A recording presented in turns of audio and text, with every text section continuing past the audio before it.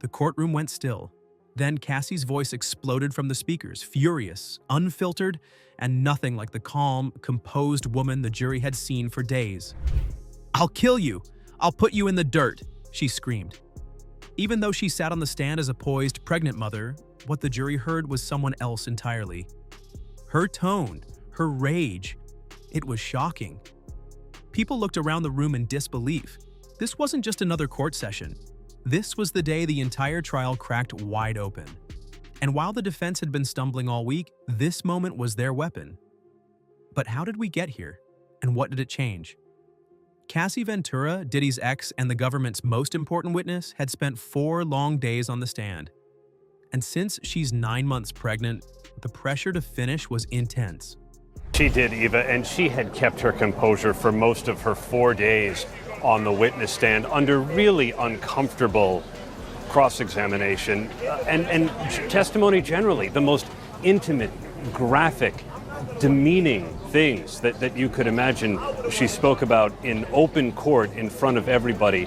The prosecution feared the defense was dragging their feet on purpose, hoping to push her into next week, which would have given Diddy the weekend alone with transcripts, notes, and plenty of time to prepare a sharper counterattack. Even worse, there was a real chance Cassie could go into labor mid-testimony.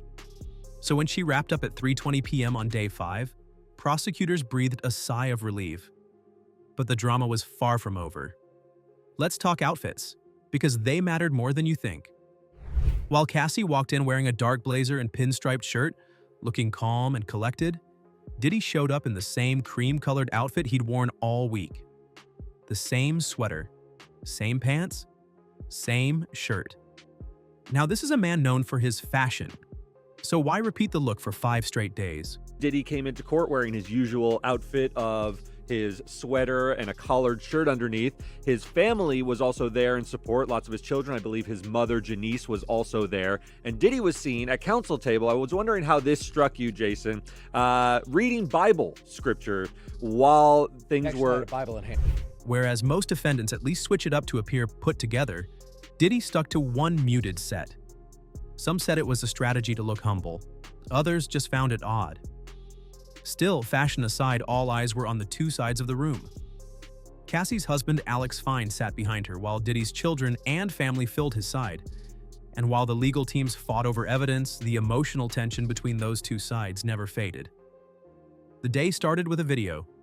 Diddy, in rehab in 2016, stood in front of a boulder talking about grace, love, and growing old.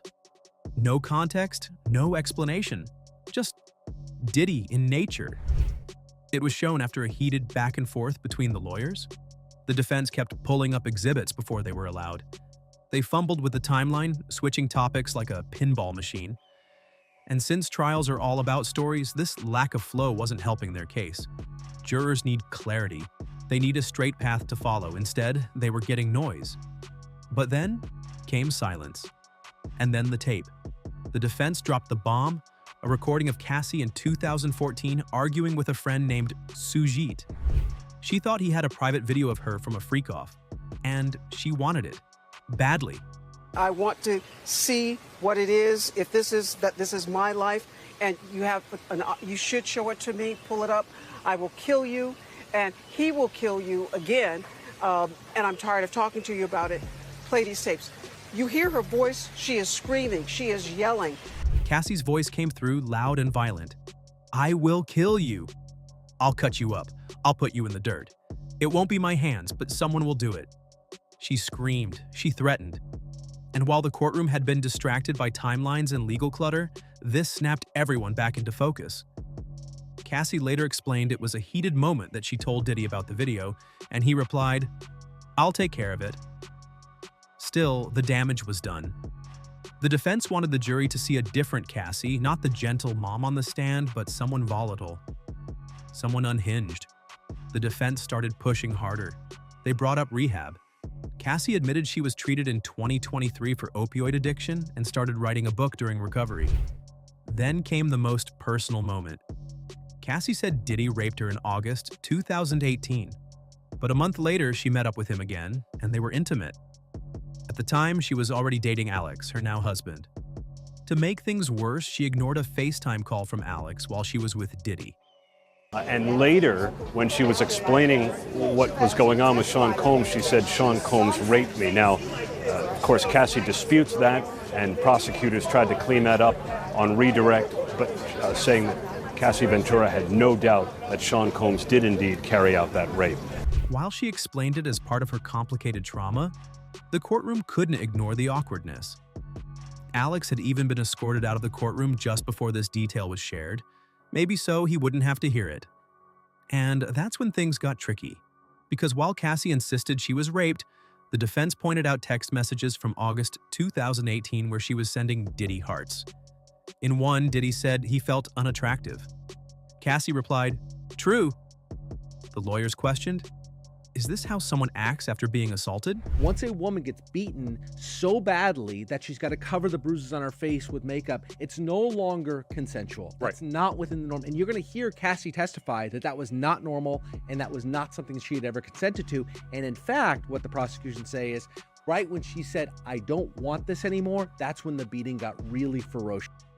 Cassie responded calmly, "Even if we had consensual contact afterward, I have no doubt I was raped."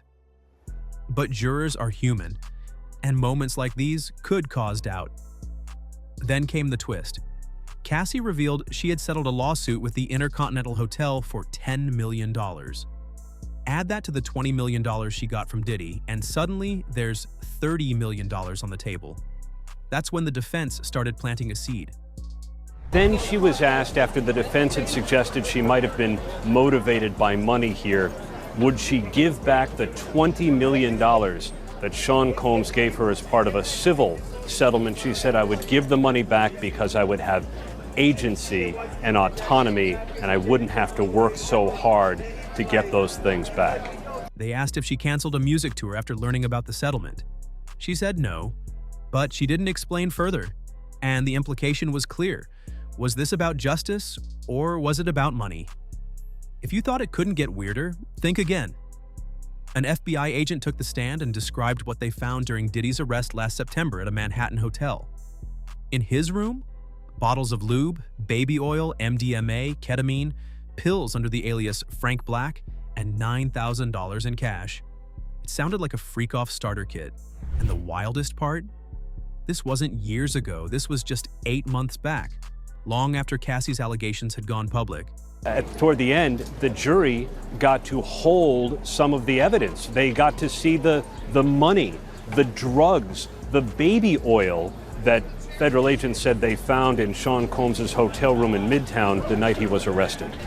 While Diddy knew he was being watched, he still surrounded himself with the same tools Cassie described. Next up, singer Dawn Richard took the stand. She said that back in 2009, she watched Diddy scream at Cassie over breakfast. "Where the hell are my eggs?" he yelled before trying to hit her with a skillet. Cassie curled into a fetal position, but it didn't stop there. Dawn said Diddy kicked, punched, and dragged her by the hair. And the next day, he locked Dawn in a recording studio and told her, "That was passion. That's what love looks like.